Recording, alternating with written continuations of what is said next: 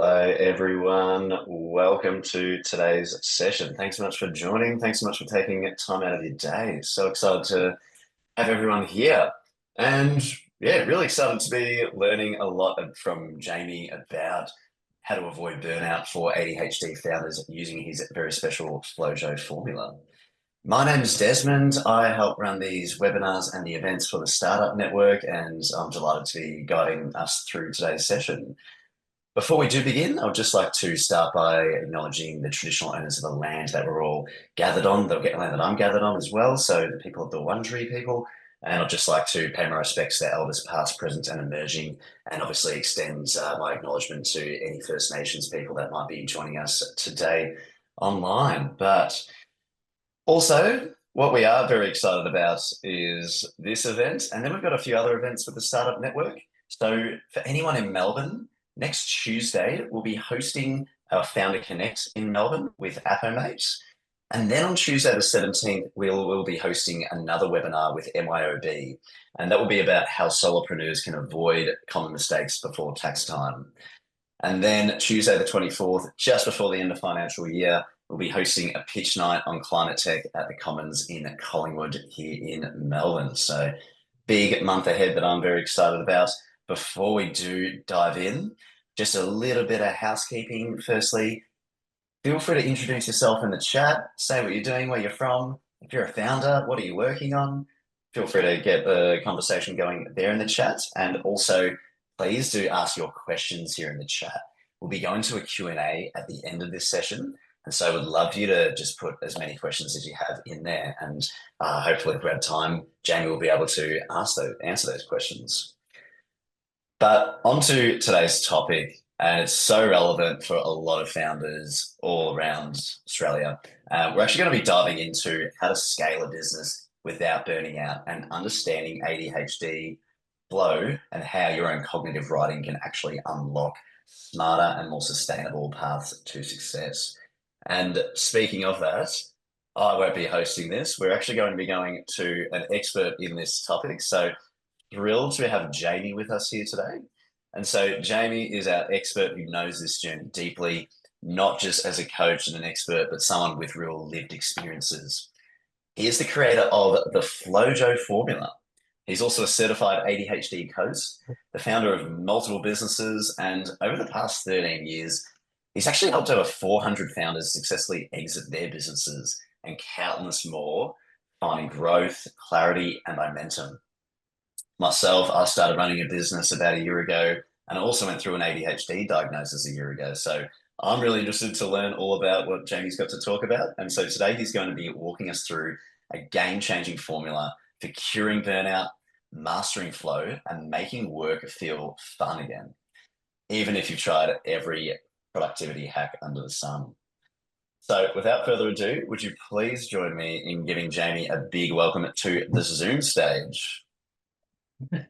The Zoom stage. Thanks, Desmond. And hello, everyone. I will try get to your questions at the end, but if we run out of time, we'll have a list of them and I'll get back to all of you personally. Cool. So let's jump in. I'll start by giving you a quick backstory on myself. So I was diagnosed with ADHD when I was 11 years old. I've burnt out 3 times, significant burnouts. Once as an athlete and twice as a business owner. I've helped 400 entrepreneurs successfully exit their business. And for the past few years, I've been researching the connection between ADHD, burnout, flow, and peak performance. And today I run a high performance coaching program called Flowjo for founders with ADHD that are struggling with burnout. So I really love my job because I get to work with the most fascinating people. And I also love my job because it's really, really easy. All I do is help my clients find their Flowjo, and the rest seems to take care of itself. Because once they've harnessed their Flowjo, everything in their lives, including themselves, starts to flow. They become immune to burnout, and they enjoy the journey of achieving their goals, and that becomes quicker and easier and a lot more enjoyable. And so the aim of the talk today is to show you how you can do the same. And it's really, really, really, really simple, almost a little bit obvious. So first, I'm going to demonstrate the link between ADHD, burnout, and flow, and how they impact performance and your ability to scale a business. And I'm going to do this by sharing a few stories. And then I'm going to explain what Flowjo means and how you can use the Flowjo formula in 3 simple steps. So there'll be a few short exercises throughout the talk. So if you have like pen and paper or a note, something that you can take some notes in, that would be great. The other option is just to drop your notes straight into the chat. And as I said, there'll be 10 minutes of questions towards the end. So as your questions come up, just drop them in the chat. So who remembers their 18th birthday? Do you remember what you did? Did you have dinner with your family or throw a party with your friends? Maybe you went to a club for the first time without having to use a fake ID. Or maybe you smashed all your tennis rackets in front of hundreds of spectators. So on my 18th birthday, I was competing in a tennis tournament, and I remember this sudden feeling of something physically snapping inside of me. I remember smashing my tennis racket into the court over and over and over again until it didn't look like a tennis racket anymore. I stormed over to my bench by the umpire's chair, and I plucked out each of the rest of my rackets and I sculpted each of them into mangled bits of abstract art. And so I remember the silence of the crowd, and I remember the stunned look on my opponent's face when I walked over to his side of the court to shake his hand and forfeit the match. Now, this was my last professional tennis match, and it was my first real experience with burnout. So what happened that day, and why did I burn out? To answer this question, we need to go back to when I was 11 years old. I was always getting into trouble at school, and I spent more time on home suspension than I did in the classroom. And on the school's recommendation, Mum took me to see a pediatrician who diagnosed me with ADHD. Now, back in those days, ADHD carried a lot of stigma. It wasn't a label you wanted, so we pretty much kept it a secret. And because the only medication available back then was straight up meth, my mum decided against any medication at all. Luckily for me, I could hyper-focus on the things that I truly enjoyed. And so one of those things was tennis, where I could play for hours and hours without getting bored or tired. And my mind would finally go quiet, and my body knew exactly what to do.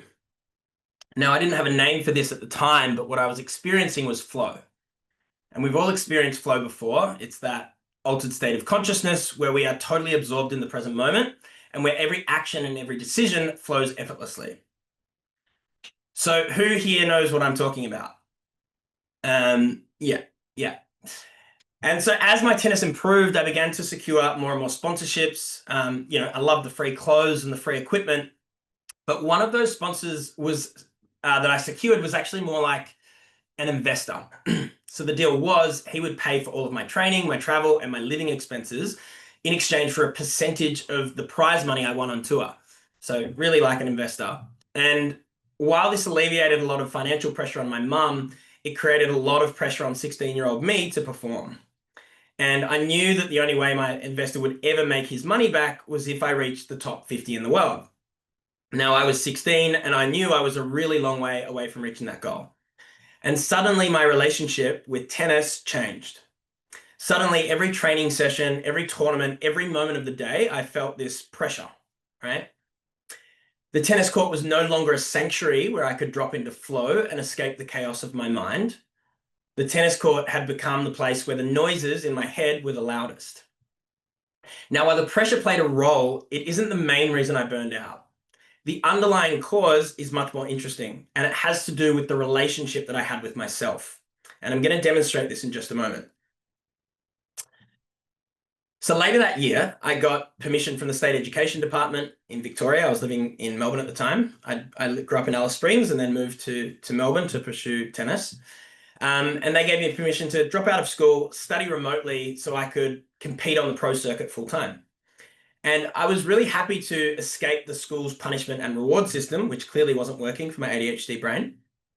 But I quickly realized that now I was the one responsible for managing myself. I had to complete assignments and study for exams in my hotel room between matches and training. And I had to manage my sleep and my diet and my conditioning. I had to manage every aspect of my life. And managing yourself is challenging for any adult, yeah? But for an unmedicated teenager with ADHD, it was like herding cats on Red Bull.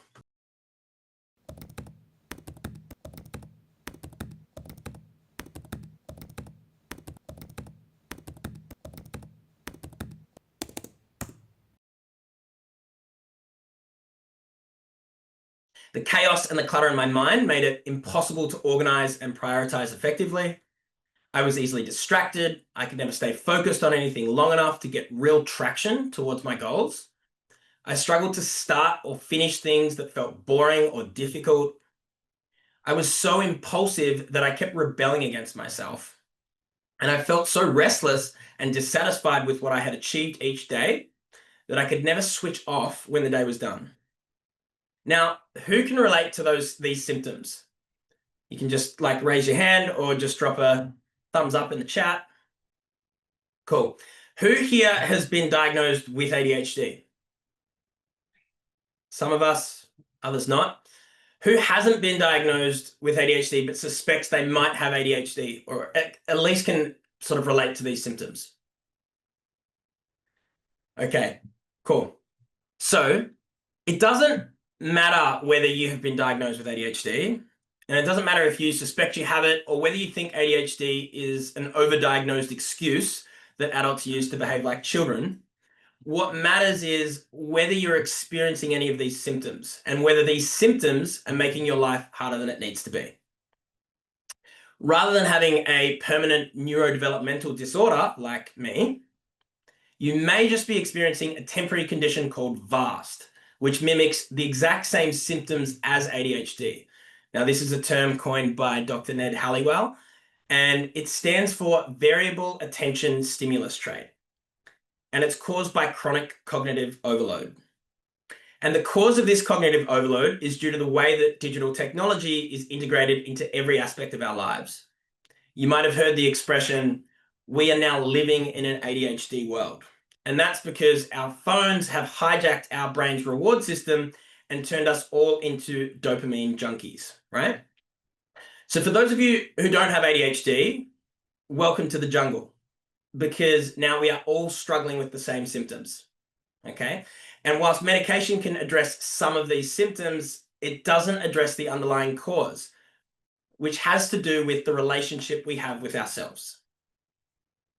And as you can see, I've drawn a highly sophisticated diagram here to illustrate this relationship with myself. So the gentleman who appears on horseback, I call the general. He's the one that sets the vision and the strategy. And as you can see, he has two weapons of choice to make sure that everything goes according to plan. A tasty carrot dangling from the end of a fishing rod, and his trusty discipline stick with a spike on the end for good measure. Now see the poor guy crawling along the ground? He's also me, who I call the workhorse. He's the one who actually does the work. So it was my general who set the audacious goal of being the best tennis player in the world, and it was up to my workhorse to make this happen. But my general had no patience or compassion for my workhorse. In fact, he resented my workhorse from being so far away from achieving my ultimate goal. Now, it didn't matter how hard I trained or how many matches I won, it was never good enough. My poor workhorse never got to nibble on that carrot. All he got for his efforts was a bruised bum. So my workhorse started to rebel against the general. He started slacking off in training, he started throwing temper tantrums on the tennis court, and sometimes he even lost tennis matches on purpose. And after years of being in this toxic relationship with myself, I snapped and I burnt out. So who here can relate to this toxic relationship between these two parts of themselves? You raise your hand or chuck a thumbs up in the chat. So a fair few of you. Okay, so if you work for yourself right now, which I'm assuming most of you do, joining from the Founders Network, I want you to consider whether you have honestly worked for a nastier boss than yourself. When was the last time you said, great job, I'm so proud of you, you've been working your ass off this week, please take the day off? Never, right? Managing this relationship is often the hardest part of running a business. It ultimately determines whether we enjoy what we do whether we enjoy the journey of reaching our goals, and in most cases, whether we reach our goals at all. And one of the main reasons my clients chose to work for themselves in the first place is because they didn't want to work for a boss anymore. But ironically, their new boss themselves is the worst boss they've ever worked for. They literally beat and starve themselves half to death. And the problem is that most performance models and productivity frameworks do not work for people living with ADHD or people struggling with the temporary symptom of VAST, right? Because these systems, they rely on rigid systems, unwavering self-discipline, and robot-like executive function. In other words, they don't align with how we are cognitively wired to perform at our best. And when we use models like the carrot and stick, the journey becomes an uphill battle. It becomes a matter of how well we can tolerate suffering and for how long. And this is why most of us burn out well before we reach the top of our mountain.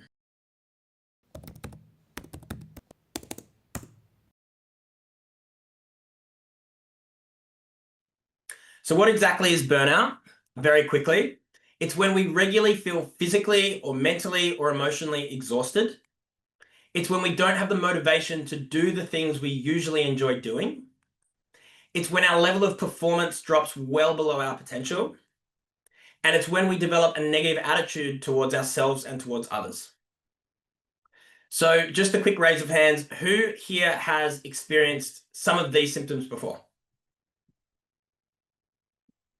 Who is experiencing one or more of these symptoms right now? Okay, so it's a horrible place to be, and there's no human on earth who enjoys the experience of burnout. In fact, we want to experience exactly the opposite of burnout, yeah?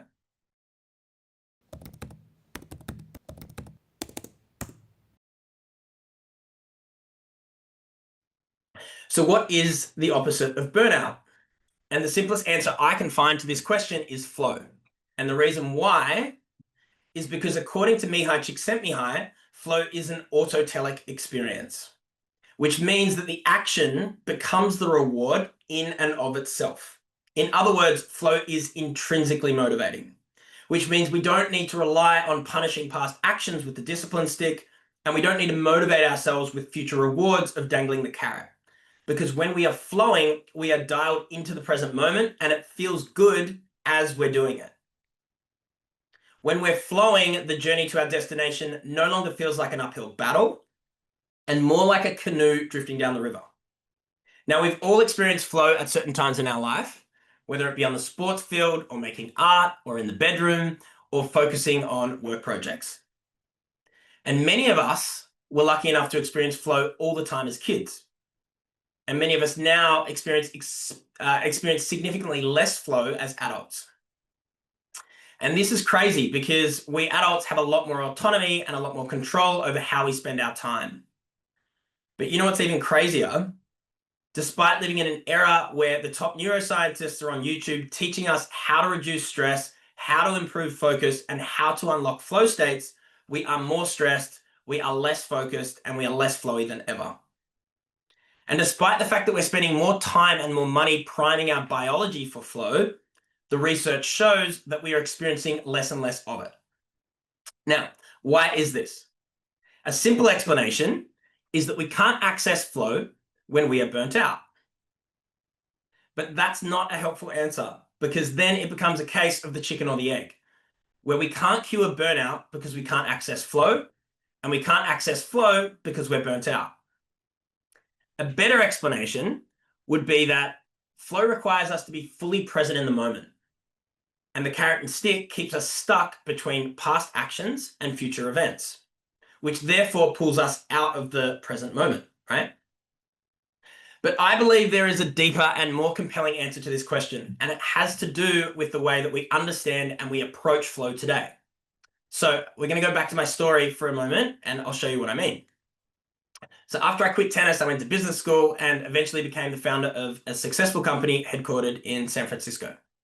And I had accumulated enough wealth to live comfortably for the foreseeable future. And after a few years of living there, I moved to the west coast of Mexico to learn to surf and speak Spanish.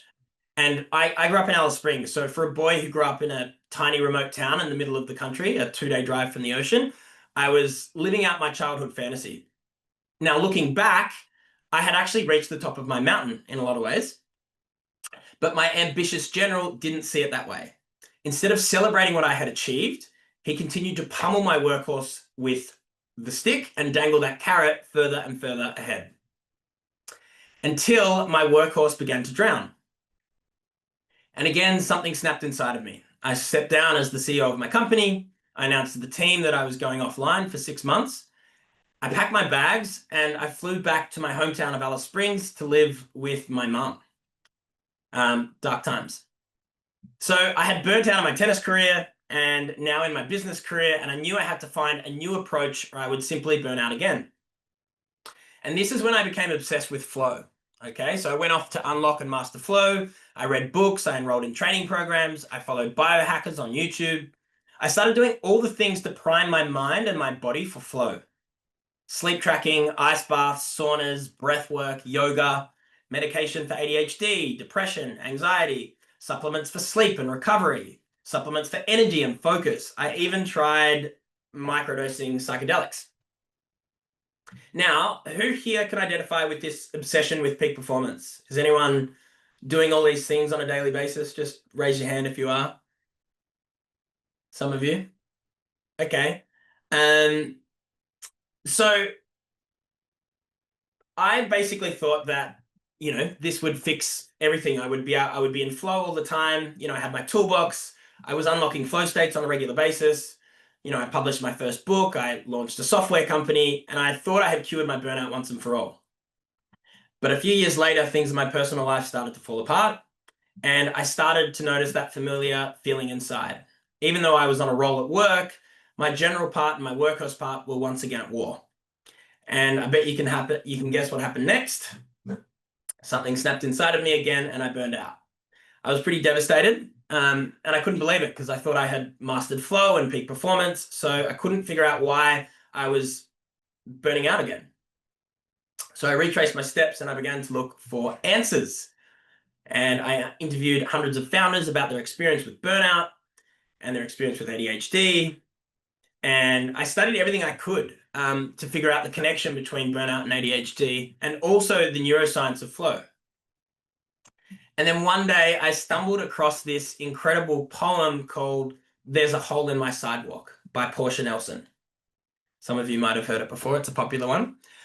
The first chapter goes, "I walk down the street. There is a deep hole in the sidewalk. I fall in. I'm lost. I am hopeless. It isn't my fault. It takes forever to find a way out." Chapter 2.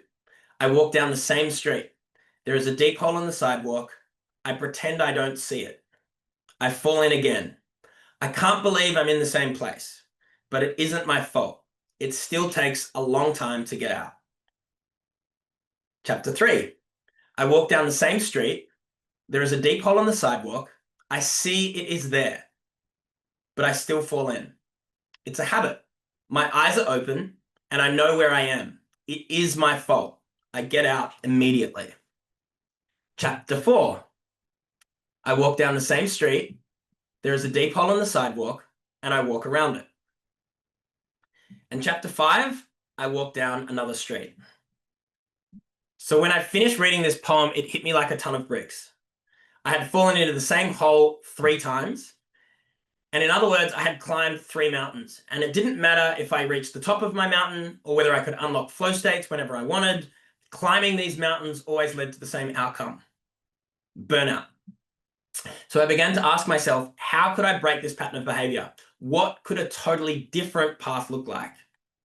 What if I don't need to climb another mountain at all? What if there's a river? And what if that river winds through the mountains? And what if there's a canoe by the riverbank?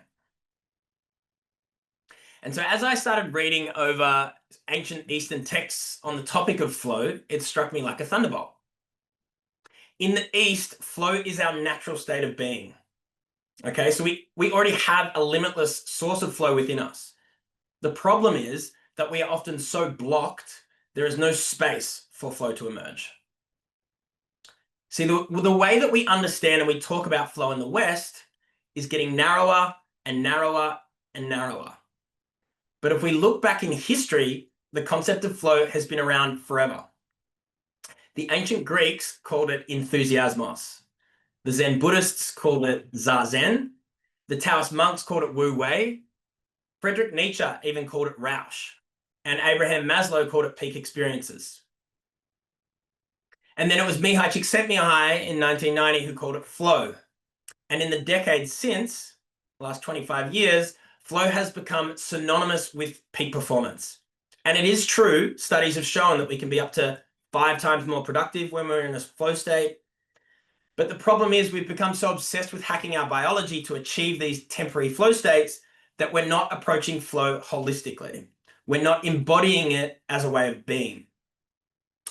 And there's so many examples of people that, have mastered the art of unlocking flow states and still burn out. Think of all the artists and the athletes who have reached the top of their mountain only to have their career and their personal life fall apart.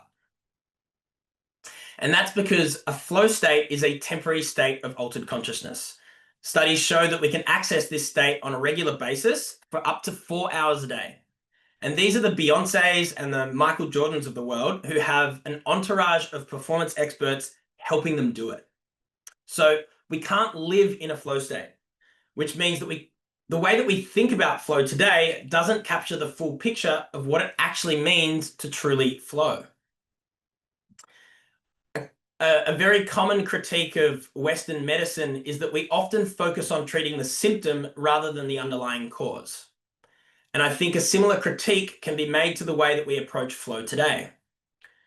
And we do this all the time. We often borrow theories and practices from the East, but we only focus on what we can measure and quantify through math and science. As soon as we could measure the positive impacts of meditation, it became a multi-billion-dollar industry overnight. And now that neuroscientists have made the link between flow states and peak performance, we've all become obsessed with hacking our biology to get more flow. And the irony is that most of us are using the same damn stick and carrot to do it. We are much more likely to buy a wearable sleep tracking device than we are to address the things that actually cause us to lose sleep in the first place. In other words, rather than removing the problem to create space for flow to emerge, we tend to add more and more solutions. And whilst they are somewhat effective in momentarily relieving the symptoms, they rarely address the underlying cause.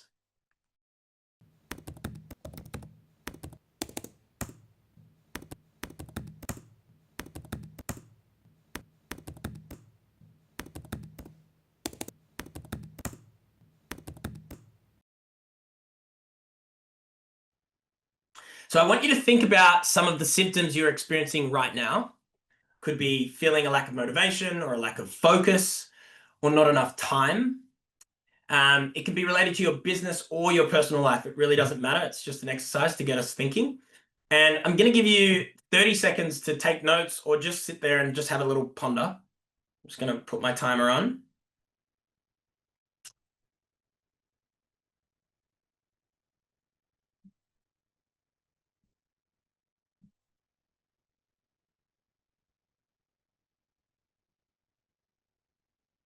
So whatever comes to mind, just write it down or acknowledge it.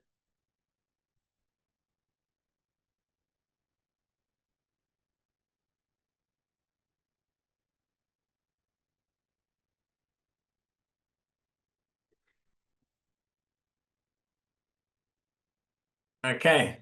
Feel free to chuck your answers in the chat too. And if you have any questions, remember to put them in the chat as well. Okay.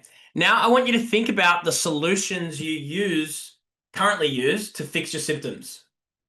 Could be breath work or ice baths or punching a wall, trolling people on Facebook. So I'll just give you another 20 seconds. I'd love to see some answers in the chat.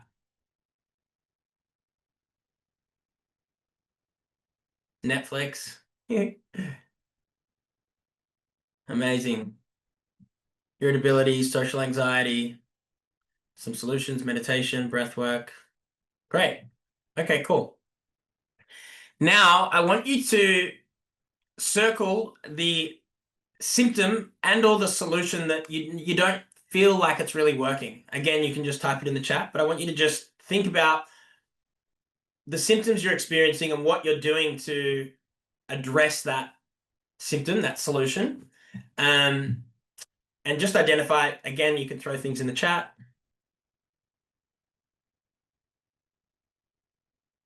Focus, mate. Nice. Okay.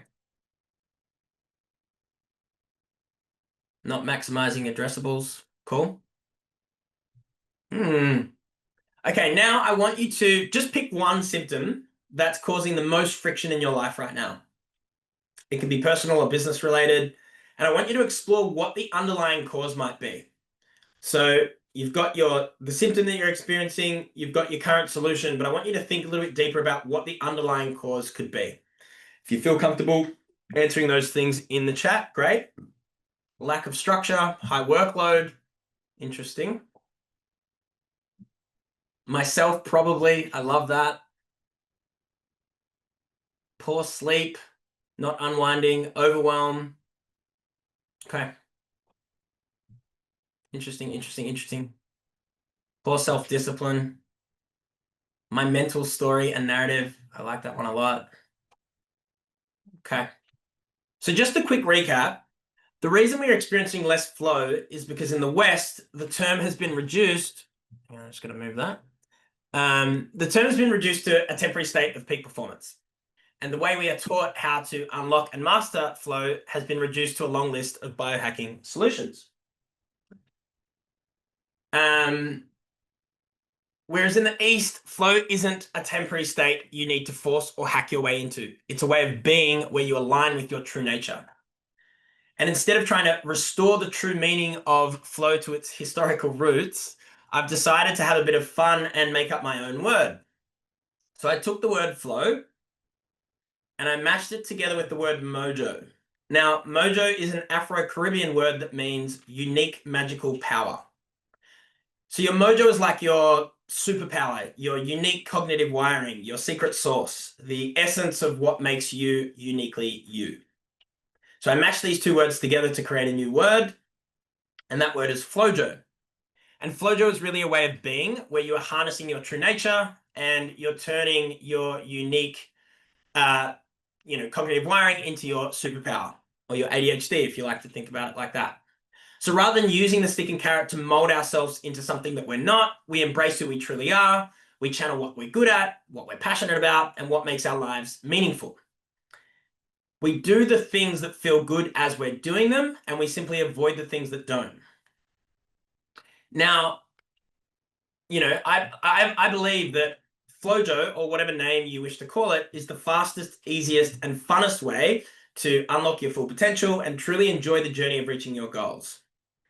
And people often challenge me on this, and they say that all sounds overly simplistic and all very idealistic. To which I say, I agree, you're right. It is very, very simple, and it is very, very ideal. Life is already complex enough. Why should the solution be equally complicated? Sometimes the most profound truths are the simplest to understand, and the most effective strategies are often the ones that are easy to apply. And what I've learned since discovering Flowjo is that all we need to do is remove the things that block us from flow in the first place. So if we imagine our life like a river, when our river is flowing, we feel energized, we feel happy, we feel fulfilled, and we're flowing towards our destination. And when boulders block the water from flowing along its natural course, we feel depleted, we feel unhappy, we feel unfulfilled. Now, we all know that life is full of boulders. There are new ones appearing every single day. But when we let these boulders build up over time, the less our river flows and the more likely we are to burn out. The inverse is also true. So if we can identify what is blocking us from flow and we remove that boulder from our river, water begins to trickle.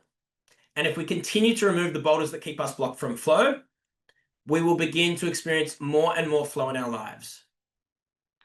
So how do we get our river to flow like this? How do we identify which boulders to remove? And what do we need to do to remove these boulders from our river? And the answer is simple. We need to embrace our true nature, and we need to align everything in our outer life with our inner world, right? We need to align everything accordingly. And we're going to use the Flowjo formula to do this together in just a moment. But first, I want to share the journey of two clients who are using this formula to scale their business. So the first is a guy called James. He is a fashion designer with ADHD and one of the most creative humans I know. He's dressed celebrities, he's headlined fashion shows, and he's built a cult-like following around his brand. And one of his greatest ambitions was to set up his very own production factory where his innovative suits could be made in-house. But once he set up his factory, he spent most of his time managing people and stressing about production. This meant he had less and less time to do what he actually loved, which was to design and revel in his creative flow. Now, James told me that he had fallen out of love with his business and that he was deeply unhappy and that he was on the brink of burnout. So I asked him, what are you going to do about it?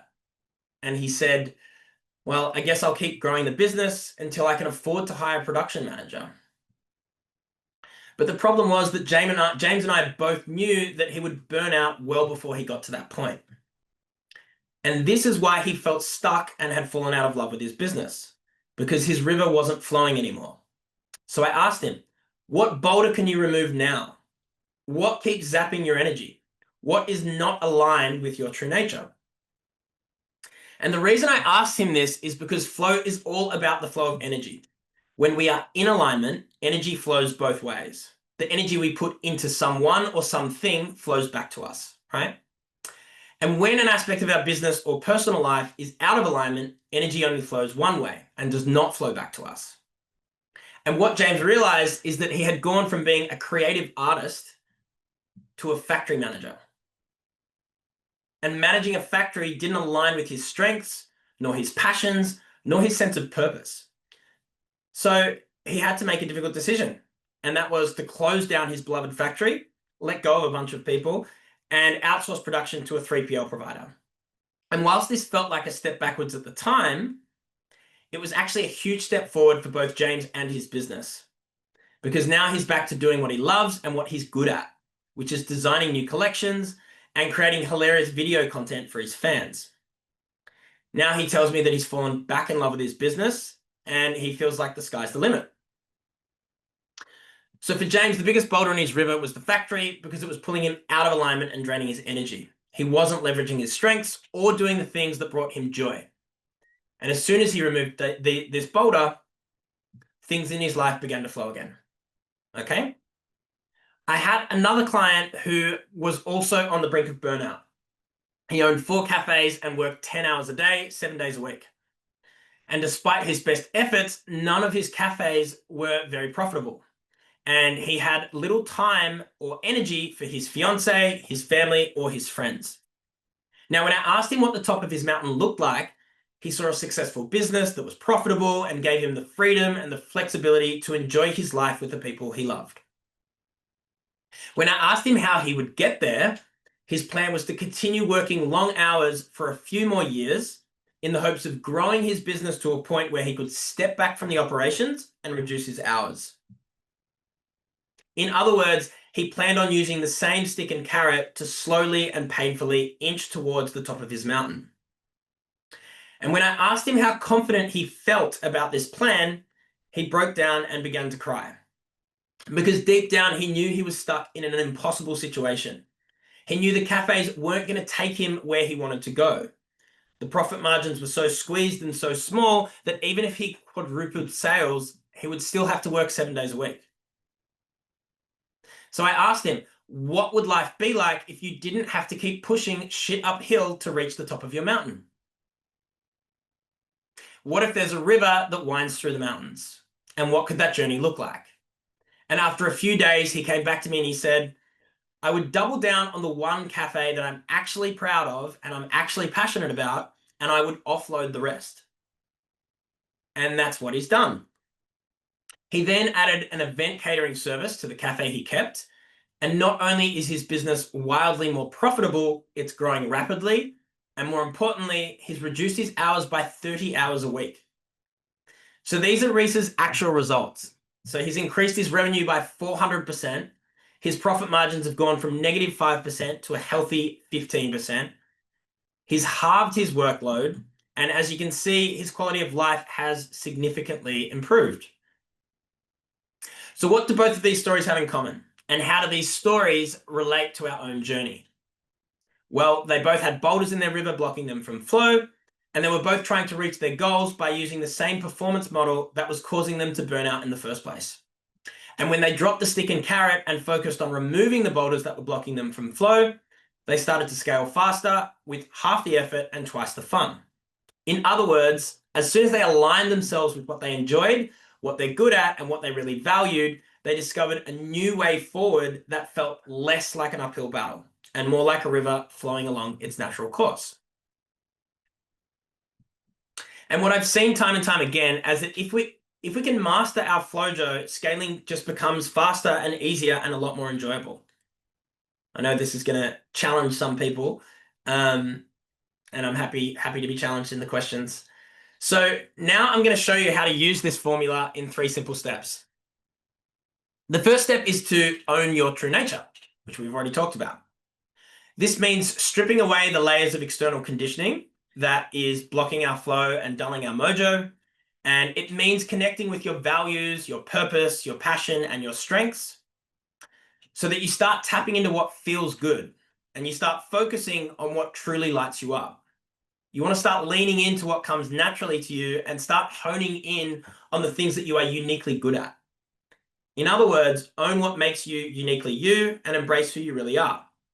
So stop trying to put systems in place that work against the way that you are neurologically wired, essentially. Stop trying to fit a square peg through a round hole. So we're going to do a quick exercise. Now, we don't have time to do a deep dive into external conditioning today. So instead, I'm going to just guide you through a very quick meditation. We're talking like 60 seconds here. So I invite you to close your eyes if that feels comfortable. If it doesn't, just drop your gaze down to your lap. There's no need to look at the screen right now. And I want you to just focus on your breath. You might pick a spot where you notice the breath, might be at the tip of your nostrils, or it may be the rising and falling of your chest or your belly. And I want you to see if you can connect with that feeling of flow in your body right now.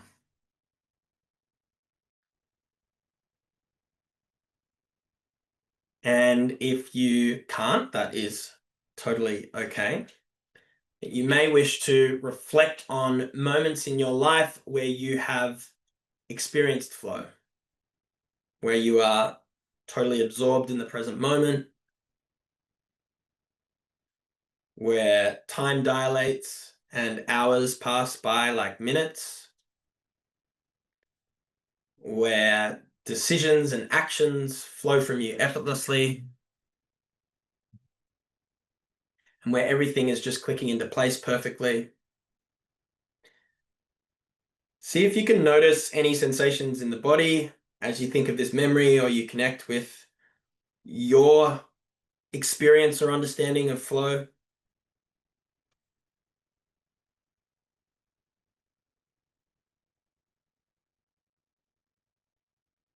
And I want you to try and bottle up this feeling or take a snapshot of this feeling because we're going to need it in just a moment for the next step. So you can open your eyes or lift your gaze and focus back on the screen for a moment.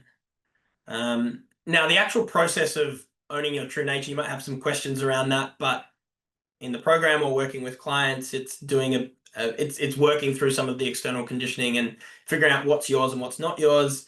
It's connecting with your purpose and really starting to get curious about your passions and your interests. So there's a whole process there, but if you can just embody that feeling for a second, it's going to make this second step a lot easier. So the next thing that we're going to do is identify what is blocking you from flow.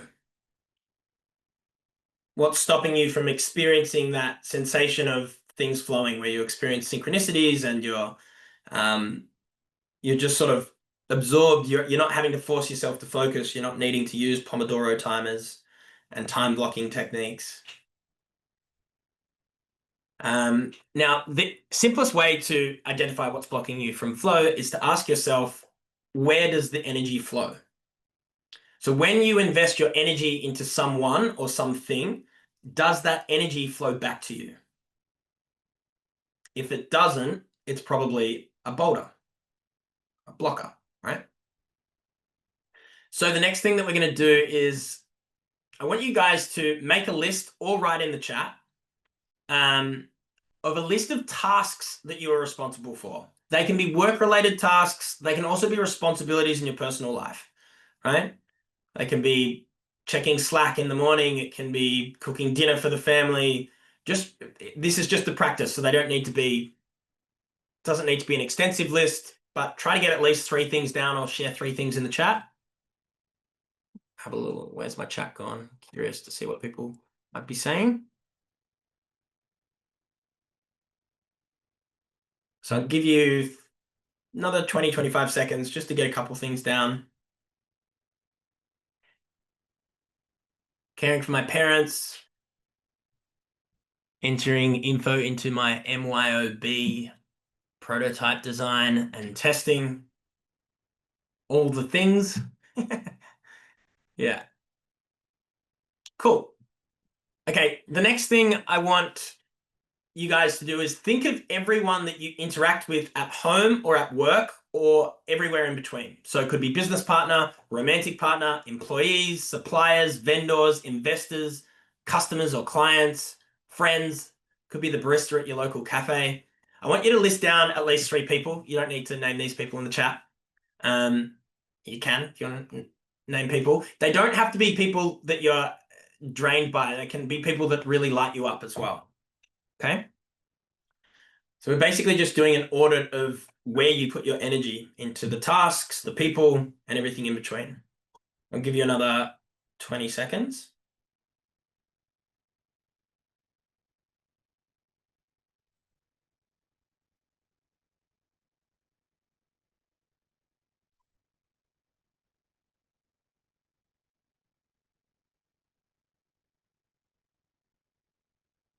Okay. Then I want you to make a list or just write down 1 or 2 things that isn't a person or a task that causes you to feel stressed or frustrated or overwhelmed. It could be something like procrastinating on a project or being constantly interrupted by your teammates on Slack. Can be tiny points of friction, or they can be really, really big things. It can be feeling paralyzed by indecision. It can be like a mindset thing. Just write 1 or 2 things down.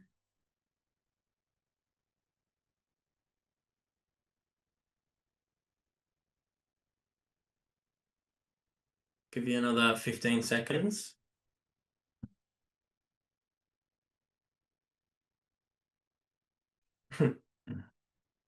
Loving some of these answers. Okay, now I want you guys to mark anything that energizes you with a lightning bolt and mark down anything that drains you with a block symbol. So you can see on the screen here, you might want to add a big symbol next to the things that have a bigger impact on you and a smaller symbol for the things that have less of an impact on you. Okay, so I'll give you 30 seconds again. Just combing through that list. If you haven't got it written down, just have a think about the things that are draining you and energizing you.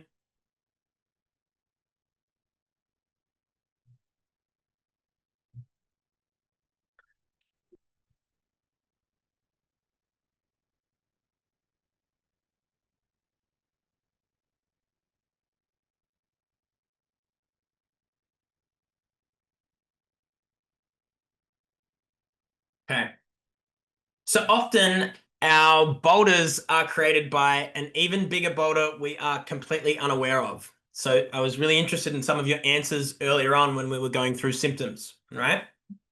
For instance, you might say to yourself that your insomnia is the reason you can't focus on work. But the reason you're sleeping poorly is because you're overwhelmed. And the reason you're overwhelmed is because you're juggling too many projects with unrealistic deadlines.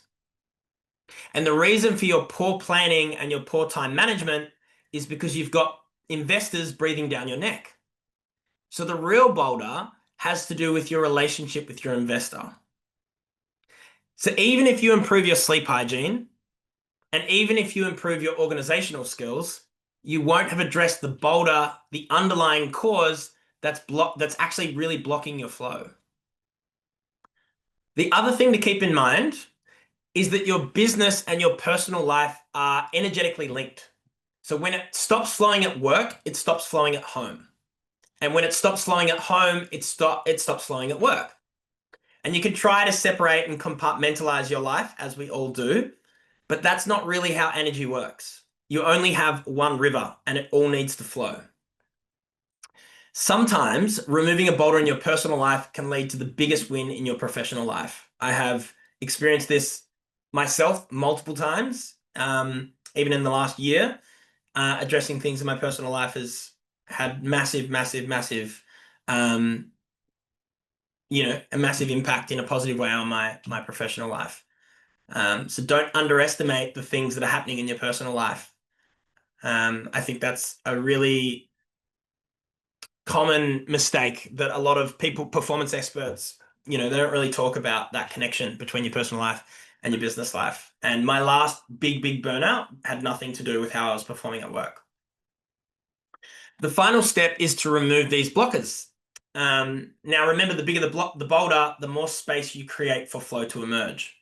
So take a look at your list of boulders that you've written down and pick the biggest boulder that is causing you the most friction. The one that you feel is blocking you from flowing towards your goals, right? Just pick one.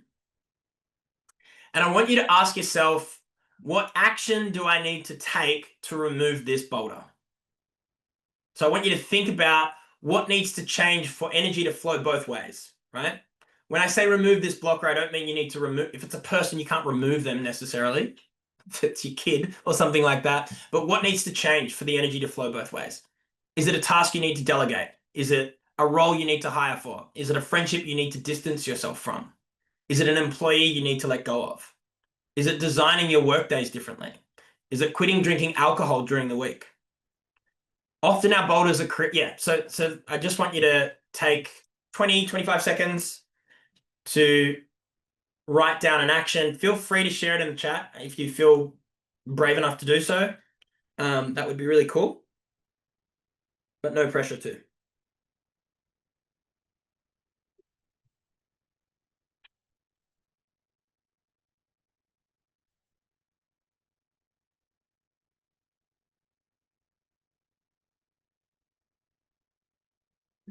Lessen distractions, phone time.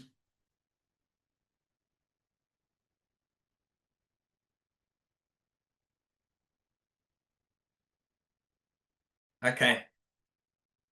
The next question I want you to answer is, what is the resistance?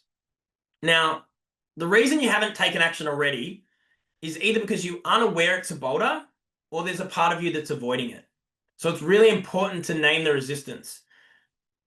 Is it because you feel like you're too busy, or is that the narrative that you're telling yourself? Or are you avoiding a difficult conversation? Or are you just not sure how to fix it? Is there a knowledge or a skill gap there? So try to name the resistance.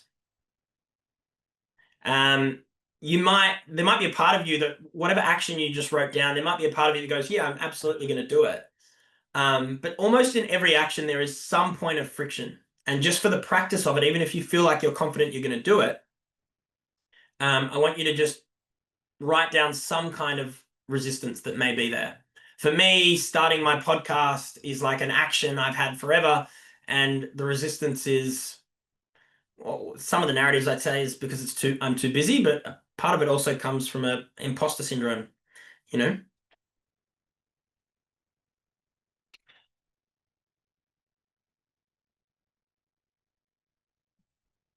Someone's asked a really great question in the chat. Is it weird to feel too exhausted to fix the problem? Short answer, no. I may elaborate on that in the Q&A. It's not weird at all. Okay.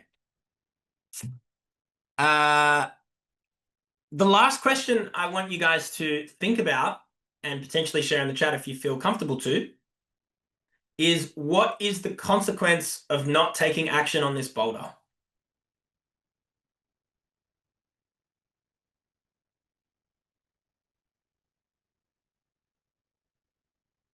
I'll give you another 30 seconds here.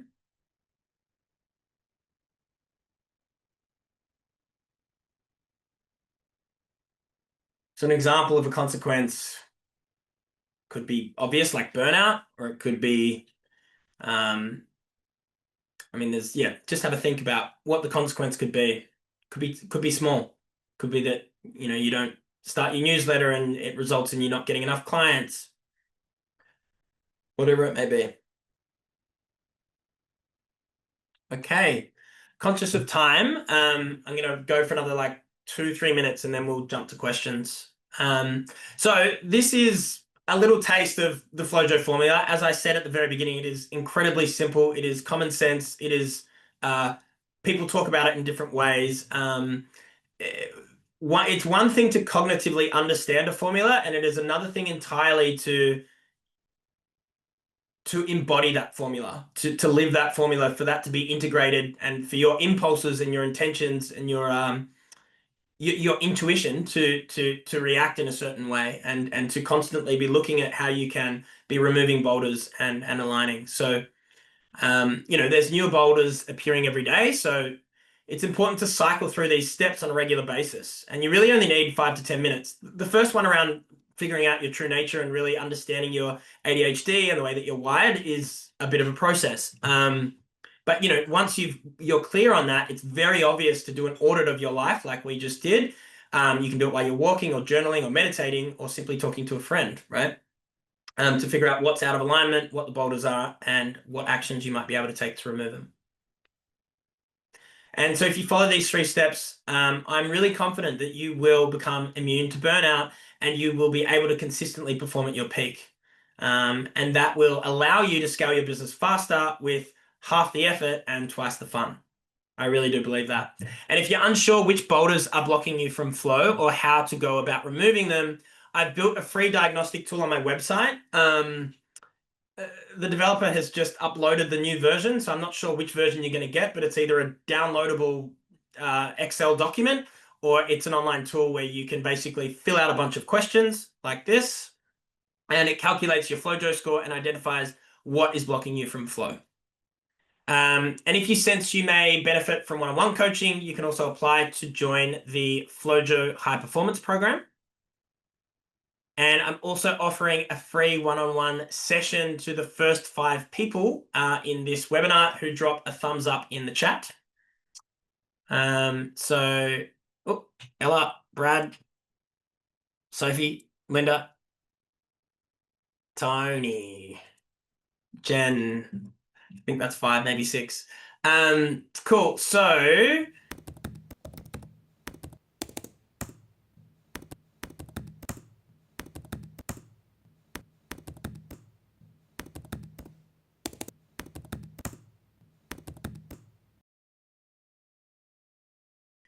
we've got questions now, which hopefully, Thanks so much, Jamie. Yeah, if anyone have any questions, feel free to put them in the chat.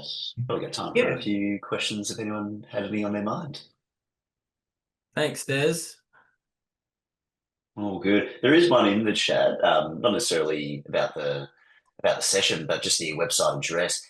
Linda, we'll certainly circulate those details so then you can grab those tools. Awesome. We had one a bit earlier on. Randall asked, is it weird to feel exhausted to actually help the problem? I think you kind of touched on that earlier, but I think you mentioned that you might want to touch on that again in the chat. Yeah. So, the answer is no, because, that's sort of like a symptom of burnout. to be honest. Like, if you're feeling too exhausted to fix the problem, then part of the problem is being exhausted, I suppose. And so, that would be, you need to, I mean, that's why in my three big burnouts, I actually had to take physical time off. And so, once you've sort of passed a certain point, um, you've sort of crossed the threshold of burnout. Sometimes the best thing to do is to stop or slow down significantly. Um, I'd be curious to know what the problem is. If there's other questions, I'm happy to answer them. But if you wanted to elaborate on that problem, I could potentially explore that with you a little bit if we have time. But Des, if there's any other questions at the moment, happy to move on to Yeah, those. perfect. Yeah, we've got one question here from M. So M was wondering, how do you contrast flow with doing something that isn't flowy? So, for example, learning Mm, something new that you kind of quote unquote suck at, not my words, and just that just isn't easy and fun in the beginning. yeah. Yeah, how do you kind of contrast flow with something like that? That's really interesting. It's a good point. So so Mihai Csikszentmihalyi talks about like the challenge skills ratio, right? And to get into a flow state when doing a task, the challenge and the your skill versus the challenge needs to be at a decent intersection. So if the challenge far exceeds your skill, you're likely to feel anxious and overwhelmed. And if the challenge is really easy and your skill is much greater, you'll feel bored and apathetic. And so what you want to do is try and get the right sort of ratio of skill to challenge. In some cases where the challenge is really high when you're learning something new, um, there's a couple of things that you can do. I mean, you need to, I guess, like breaking down the task into smaller things, or if it's a new skill, and setting like, coming back to the relationship between, the two parts of yourself is basically breaking up that task or that project or that this new thing in your life into, really small bite-sized chunks that and just setting the appropriate sort of uh, setting the appropriate sort of like realistic goals, I would say. And so one thing that we really suck at is we have time blindness. We struggle with our ability to estimate how long things take, and also the pressure that we put on ourselves to learn something is often, that relationship between the two parts of ourselves is kind of toxic. So if your higher self, or the general that I mentioned before, who's on horseback there, um, it's great to have these goals of learning how to code so you can do your own software development. Um, but how can you set those goals in a way that it's fixated around, sort of like a growth mindset, like Carol Dweck talks about, but like figuring out a way to make that learning experience enjoyable. How do you gamify that learning experience? And I think the other thing is that there are tasks that you have to do in business that you can't afford to delegate or outsource.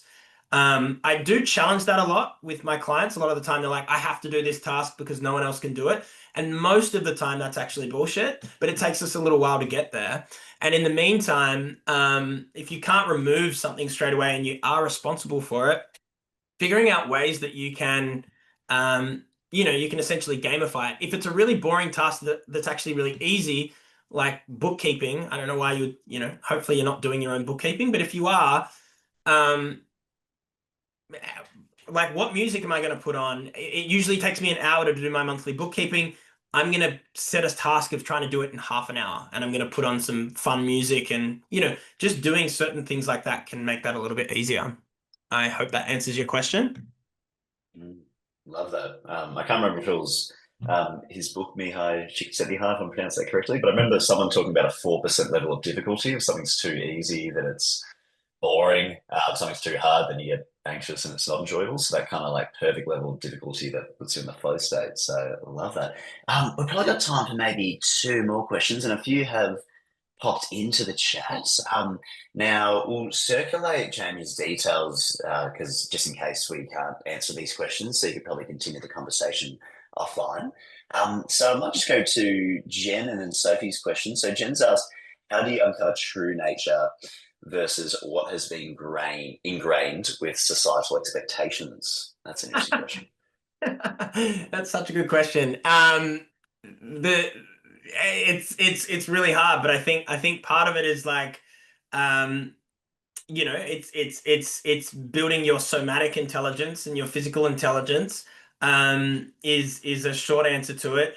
I have a bunch of exercises and activities to sort of do a deep dive into values and starting to sort of peel away, the voices of our parents and our teachers and our friends, that sort of influence the way that we think and do things. I think the really challenging thing for people living with ADHD is, that we've had to live our lives in accordance to these systems that were not set up or designed for the way that we think or we move through the world. And so, I think about a really silly example, but like my mum, who is the best human in the world, used to like berate me and shame me constantly for eating so quickly. Like I eat like a pelican. Like it all just goes in my mouth and I wash it down like in 3 seconds. And she's disgusted by it. And whenever we'd go to, family reunions or whatever, she'd be so stressed about how I ate. And it wasn't until I read one of the ADHD books, and it's a symptom of ADHD that we just eat really quickly, like pigs sometimes. And I don't like eating slow. And so it's just like a tiny example, but it's that's a social norm that's just like, I'm not really harming anyone by eating a little bit quicker. I watch the food's not all over my mouth, but I just eat quickly. It's a silly example. Or like driving a car, I'm a little bit erratic and fast, and so I just think that like, it's not that I should be able to drive a car like a maniac, but just the empathy and the understanding around that means that I've got all these sort of beliefs in my head about being undisciplined or being erratic or being, insert A, B, C, D. And so I think, one is understanding ADHD on a deeper level. So really understanding like, what are the traits of having ADHD? Do the systems that I'm using to scale my business, is the 5-step formula that someone's told me about scaling my digital marketing agency actually aligned with how I learn, how I focus, and so I think that's part of it, is really just like, one is understanding you and just starting to sort of dissect and really unpack some of that stuff. Mm, love that. And we've just got one more question, probably got time for one more question from Sophie, who's just learnt about the spoon theory, which I'm not familiar with, but there's a handy link just down there from helpline.com. And so this is for more intentionally balancing high dopamine, energy, and flow tasks with ones that they feel like suck energy, like those kind of more boring tasks. So yet properly to try that theory out. Sounds logical. Oh, sorry, I thought that was a question. But awesome. Yeah, Thanks for sharing that through. Yeah, I'm happy to speak to that a little bit. I'm not familiar with that particular theory, but I'm interested in it. And I think what I'm understanding is like, I've just Googled spoon theory, but it's something to do with chronic illnesses. So, um, so, so I guess like one thing that I do in my work and my clients do in their work is understand the difference between synergistic tasks and sequential tasks. And so synergistic tasks are things like that are synergistic essentially. So grouping tasks that use certain parts of our cognitive functions. So that, for example, in the morning, if you've read Cal Newport's work around deep work, my brain is that it's the least cognitively overloaded in the morning, and it's working the best. So I do anything that's problem solving or requires creativity, I do in that morning block, and then anything that requires just menial admin tasks or meetings or things like that that I can do if I'm exhausted or stressed or a little bit cognitively overloaded or overwhelmed, I'll do that in the afternoon. So just grouping tasks that way. And then also another thing, even if there's two big creative pursuits, like when I was writing my book, and I was also trying to scale a sales team, those two projects didn't work together. I needed to train the sales team first and then write my book. And the reason why is because writing a book required uninterrupted deep flow states for like 3 to 4 hours a day. In fact, sometimes I needed like a full 12 hours just to, I'd faff around in the morning, then I'd finally hit a flow state in the afternoon, and I needed to carry that along. When I tried to do that while scaling a sales team, the one thing I needed to be a good sales manager or leader for my sales team was to be extremely available. So I needed to have my Slack channel open, and I needed to be able, they needed to interrupt me when they had a crisis. We were doing, multi-million dollar deals, and they needed to be able to contact me immediately. I needed to be on call. And so when I look back at that time, I could have saved myself so much stress and anxiety, and burnout had I have just said, Jamie, the book's really important. Let's get this sales team scaled up first, and then we can do the book. So it's just one example of synergistic versus sequential. Awesome. And Randall's just asked a question. If you've probably got time for a rapid fire response. Curious to know if you still take prescribed medication still, Jamie. Obviously, be happy to share that. But Yeah, he's also asked, do you also have like any nootropics to help focus energy with mood? that's a good question. I have never taken ADHD medication consistently. I suffer from depression and anxiety, and I take medication for that. And so I noticed that a lot of the amphetamine-based solutions spike my anxiety up. So I don't take anything, and that's probably why I've figured out so many other ways of getting into flow. And flow is really my antidote to my ADHD. And so I'm constantly designing my life and rearranging things so that I'm in flow, basically. Do I take nootropics? No, I've sampled everything, like everything, all the ADHD medication, non-amphetamine based, and nootropics. I don't take anything consistently, and I don't recommend anything, but I also don't discourage medication or supplements either. Um, yeah, I think yeah, there are some medications now that do not are not amphetamine based, and I've tried a few of them, but they haven't worked for me personally. But I don't have a strong opinion about whether to take medication or not. Mm. Sounds like there's an organic approach and solution to everything. So love that. Just wanted to, yeah, speak on behalf of everyone to say thanks so much for taking the time, sharing your expertise. I think we all have a lot of takeaways from this. Now we'll circulate some of those links and some of those details so you can connect with Jamie and yeah, follow up from all those things for now. In 2 weeks' time, we'll be doing another webinar with MYOB. I know some people were talking about MYOB in the chat, so we're continuing those conversations. But in the meantime, just want to say a big thank you to everyone for taking the time out of your day. We hope you enjoy the rest of your day. Thanks, everyone. See you guys.